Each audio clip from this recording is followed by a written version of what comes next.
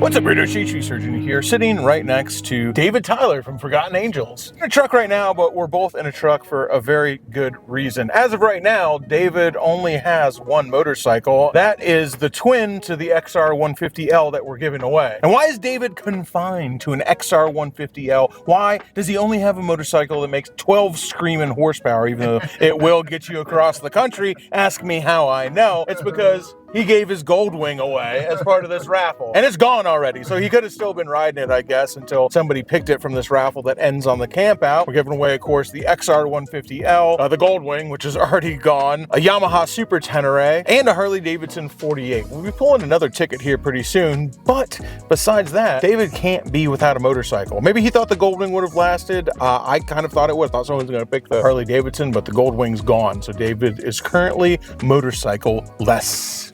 Well, not completely. I don't cast any shade or aspersions against the XR150. It's an amazing motorcycle. So today we're heading out in the truck because David found himself a new motorcycle. Well, a new old motorcycle, definitely a new futuristic old motorcycle. And I don't get jealous very often, but today I'm jealous because I really wanted one of these motorcycles. I can't have everything, even though I want it because I'm incredibly greedy. I guess I gotta let David have this one. And once again, we have some of the best success on Marketplace. The gentleman who sold us this motorcycle, super cool dude, and I think that we've made a lifelong friend. And talking about the rides we take and what we're gonna do with the bike, he started kind of wanting to ask for the title back. Something tells me he won't be without a motorcycle for very long, and his wife said pretty much the same thing. Unless it's in the thumbnail, you don't know what it is yet, but maybe you can guess from this. David's up there right now. Leave your comment down below what you think it is. No cheating. Well, I guess there'll be no guessing because I already decided I'm going to put this bike in the thumbnail. This is David Tyler's brand new to him Victory Vision Tour, the motorcycle that killed Victory. I have been wanting to get my hands on one of these bikes pretty much since they came out. Way back in 2008 when this thing came out, I was riding a Kawasaki Vulcan Mean Streak that I absolutely loved, and I thought that this was one of the coolest looking bikes that I had ever freaking seen. The problem was not a lot of other people did. Now, the people out there watching all the time, the people who've been watching my channel for years, the true believers, all the weirdos out there, the people that I don't have to explain who David and Tyler and Cindy are, who I don't have to explain what Forgotten Angels is. You guys will probably be fans of the Victory Vision, a lot of you, because you're third option people. You don't want A, you don't want B, you want a secret, mysterious third thing that's undefinable and swooping and strange and weird, and I guess that's who the Victory Vision was for. There's just not a lot of us. Because most people look at the Victory Vision and they say exactly that. Who was this motorcycle for? The R&D that went into this motorcycle was insane. Something like $25 million went into developing this motorcycle, and they sold about 8,000 of them. Serious? So not exactly a #1 chart topping hit. And I guess it's a little ridiculous to say that the Victory Vision by itself killed Victory motorcycles. Polaris killed them in their never-ending simp quest to steal customers away from Harley-Davidson, which was pretty much what Victory always was. They marked them as a second option, the thinking man's choice, another American motorcycle, and they went after Harley customers so freaking hard that they just ended up killing Victory altogether and then making Indian, because they thought that was a better way to simp to all those Harley buyers out there. Which also makes the Victory Vision even weirder that this was ever able to happen, because yeah, it's still got a big old thumping V-twin right at its heart. But everything else around it looks like it's straight from the future. This whole thing looks like a Honda NM4, really. Like some sort of weird 1930s Art Deco idea of the future. Very Batman, very Gotham. It's big, it's black, it's swooping. I love the way this bike is designed. It's like the whole thing gathers forward in this surge, this tidal wave pushing forward with this engine cradled at the center of it. The design of this motorcycle, again, I know it's not for everybody, and even I'd have to say it's not the most beautiful motorcycle in the world. It's not perfect, just it's so bold, and that's why I like it. It's so aggressive. It's so over the top, and I love that. And I love how it just keeps this centerpiece. Instead of hiding the engine, it's out in the open. This entire motorcycle is this beautiful, gilt, gaudy-esque Art Deco deco frame, this lovingly crafted over-the-top package that holds the beating heart, the 106 underneath it.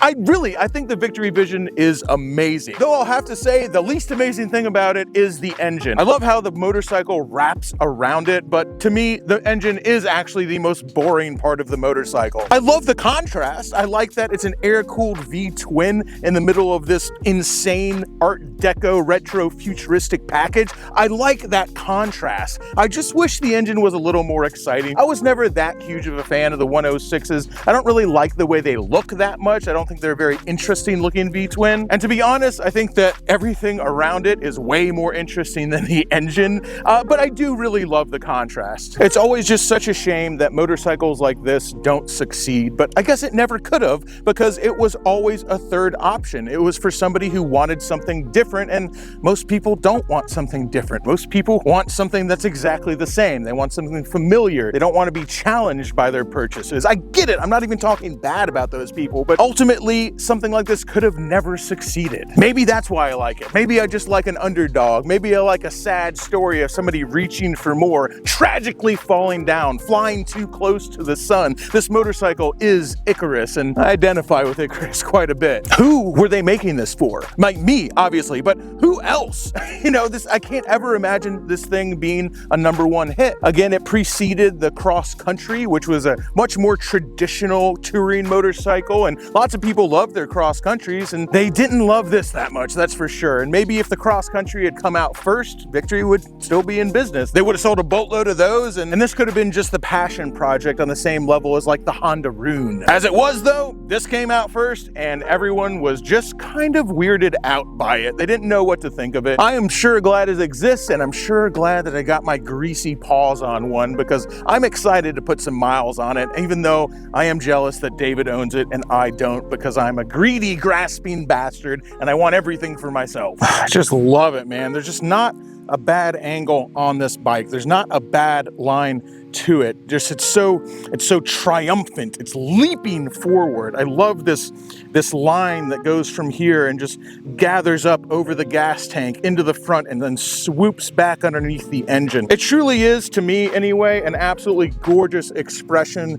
of motorized art. I'm not saying that you have to love it. I'm not saying that it's for everybody. It definitely isn't. I'm not even saying it's the best looking motorcycle. All I'm saying is I'm really glad that it exists. This is a love song, a poem, a haiku written to reaching outside of the box, pushing boundaries, upsetting expectations, pissing people off, making people fall in love. You can't truly love something that doesn't have a few flaws. You can't really fall in love with something that isn't slightly challenging. And this bike is that. And of course, the harder I love it, I know the more some other people are gonna hate it. I'm not trying to convince you to think that this is a great motorcycle. I'm just trying to explain what that secret, mysterious third thing is that makes me love this bike. And while I could sit and look at this motorcycle all day, this is something that I could put like on the wall in my house. This is like decoration. I could literally just have this thing sitting in my living room and look at it all day long. It's just such an amazing looking bike. But it is kinetic art, so enough yapping. Let's see how the thing rides.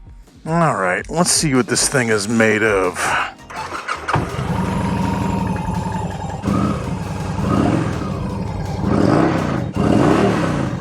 That is a good sounding bike. Oh my God, dude. Just like my immediate reaction is just like the length from me to the dash. Like if I am sitting where I'm supposed to, I can't even reach the gauges up there.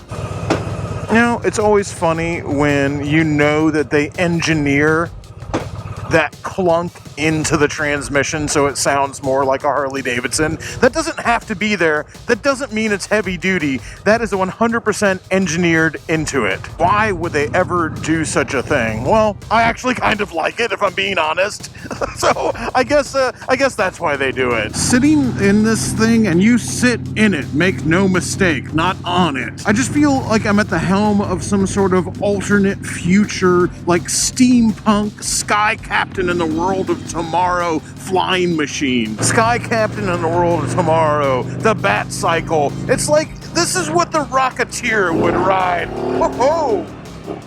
That thing moves, don't it? This is what the Rocketeer would ride. It feels very BMW, man. BMW is always doing that 1930s Art Deco thing. It doesn't look like something an American company would design. It looks very German, very powerful. The disparity between the air-cooled V-twin in this thing and the way the rest of it looks, I do love that, but I just get on this and I feel like it should have a BMW engine in it, like it should have big, almost aircraft-like opposed cylinders sticking out the side of it. It just did an absolutely amazing job with that exhaust, too. It's not quite whisper quiet when you're not getting on it. You can still tell it's running. You can still tell you're on a big old V-twin, but boy, when you open up the throttle, this thing comes alive. It's just got such a great sound.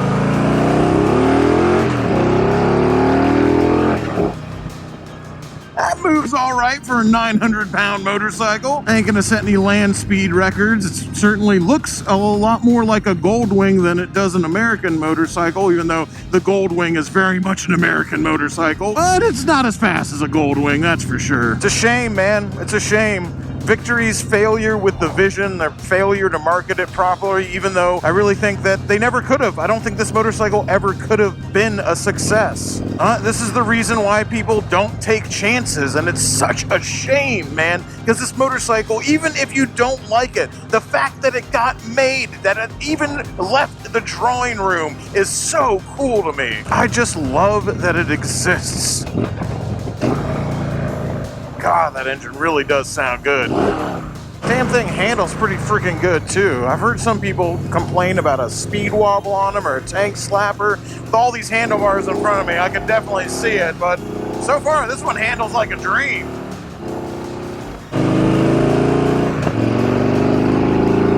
BioShock, that's what it makes me think of. The motorcycle from BioShock, or a Bugatti, a Duesenberg, just something from the roaring 20s.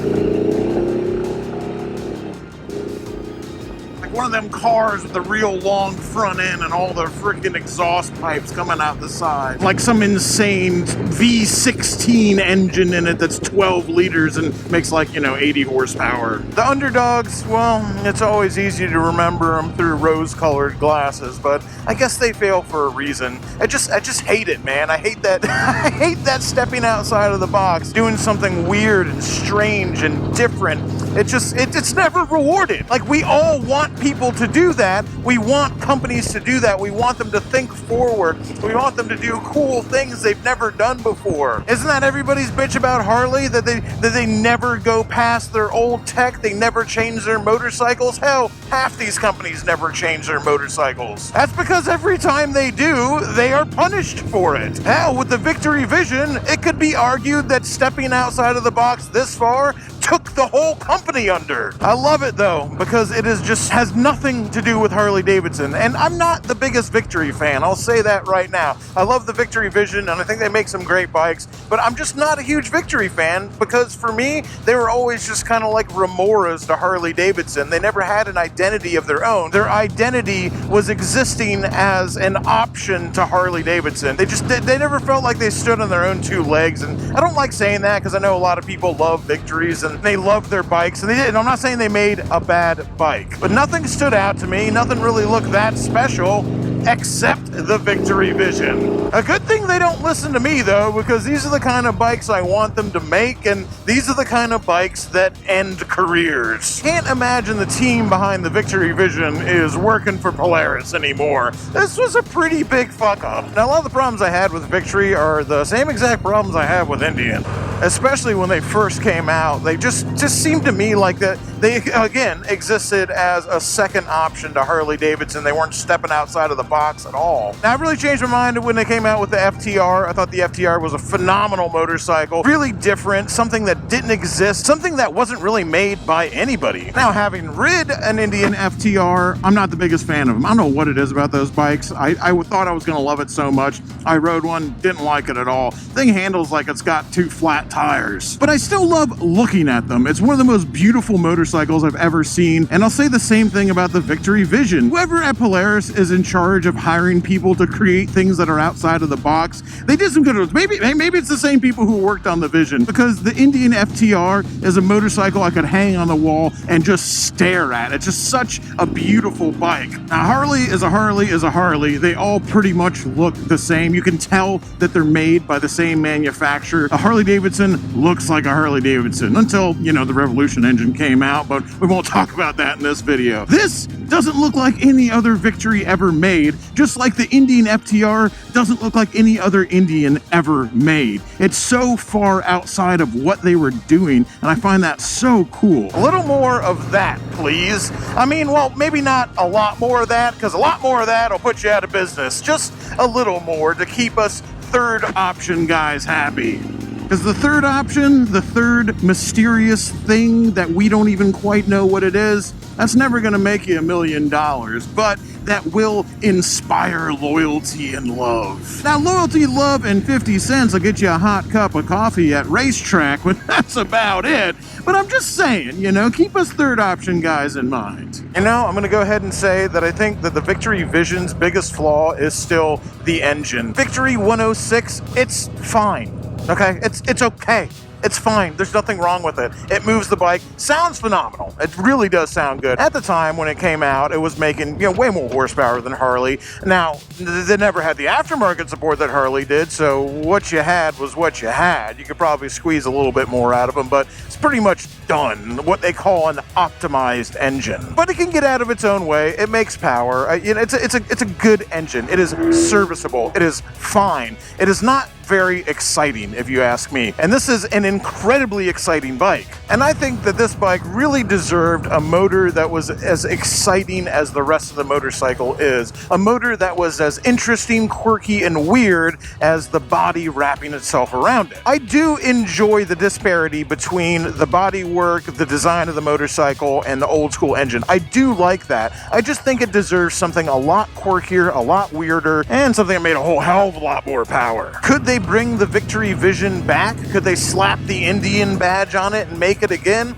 I think so, but I wouldn't want to see it with this V-twin in it. What I would love to see, I would love to see this bike, this Art Deco 1930s Gotham motorcycle here. I'd love to see this with an Indian badge on it and an Indian straight 4. 4 cylinders all in a row pointing forward. Maybe just slap a supercharger on top of it too. The 4-cylinder engine, it has heritage. It's the Indian made one.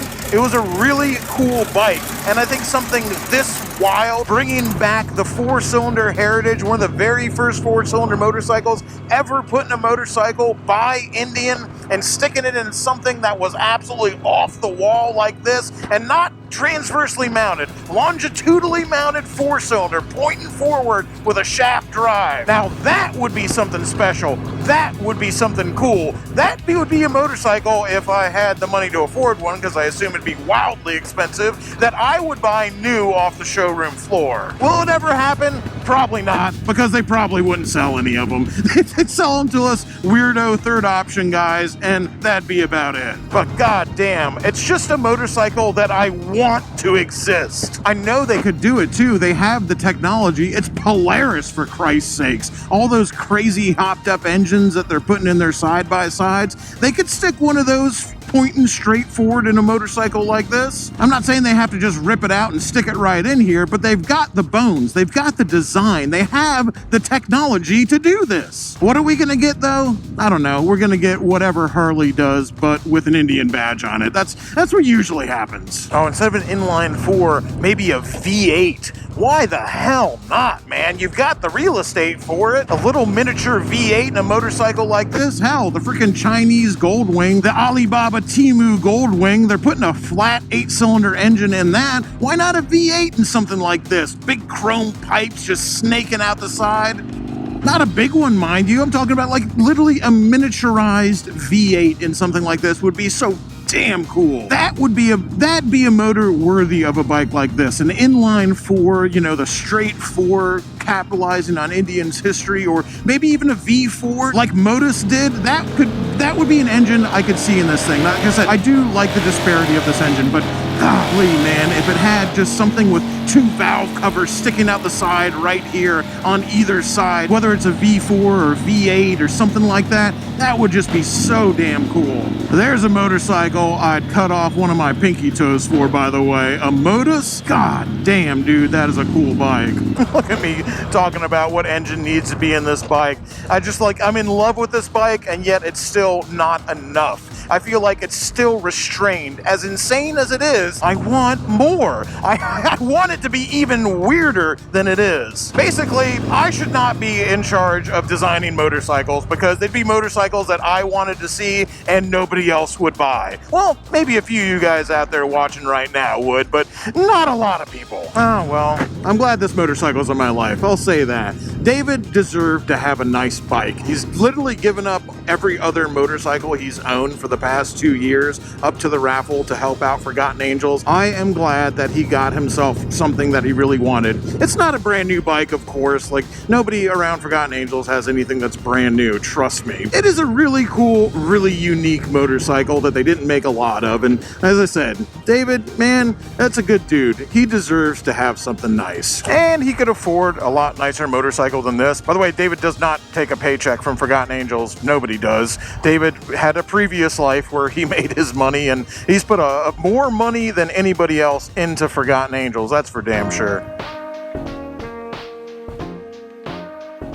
I sure am glad that David got himself another motorcycle. We'll see how long he keeps this one. And even though someone picked David's personal Goldwing from the raffle, there are still motorcycles available for it. We have a Yamaha Super Tenere, a Harley-Davidson Sportster 48, and of course the mighty Honda XR 150L that I rode across the country. 100% of proceeds from that raffle go directly to benefit Forgotten Angels and their mission to help young men and women who've aged out of the foster care system make a new start in this world. Kids who have been made homeless through no fault of their own, through being let down by their parents and then let down by the system and then made homeless on their 18th birthday. That's where Forgotten Angels comes in. They give them a new lease on life, and they give them their very first chance. Every single raffle ticket bought goes directly to them, and it doesn't hit any branches on the way down. Like I said, David might have bought a new used motorcycle, but that's a bike he bought with his own money. That doesn't come out of Forgotten Angels money. He doesn't take a paycheck. Cindy doesn't take a paycheck. This is one you can feel good about. We are bad people doing good things, and we'll be pulling another winner here in a few days before the camp out happens. But I do want to see you guys at the camp out, where we will be pulling the final couple of winners. The camp out is at Forgotten Angels, 3604 Little Stearns Road, the last weekend of October, which is in a few weeks, and we've actually started the pre-order for the Forgotten Angels camp out. I think it's 8 this time, 7, 8?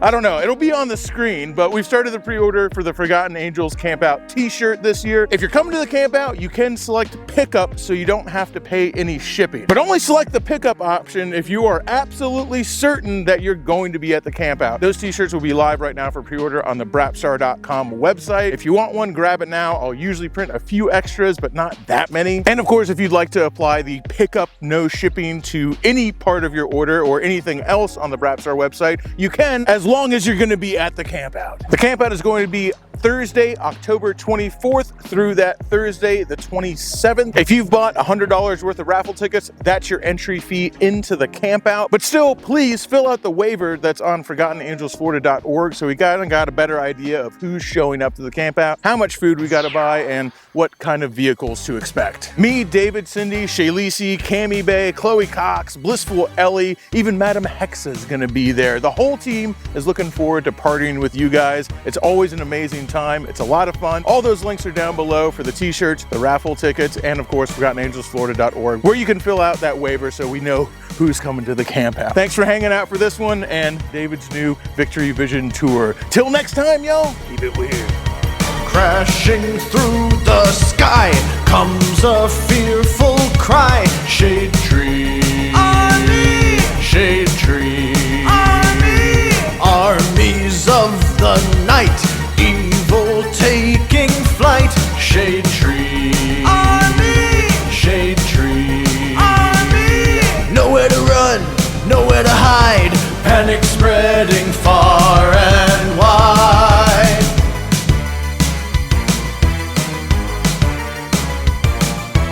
Can the world oppose the deadliest of foes? Shade tree, army.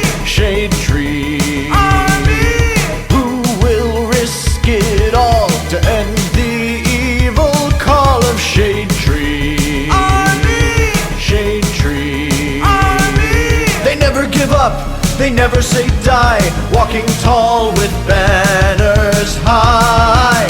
Shade Tree Army, a ruthless gang of scum, villains, freaks, and bikers determined to rule the world.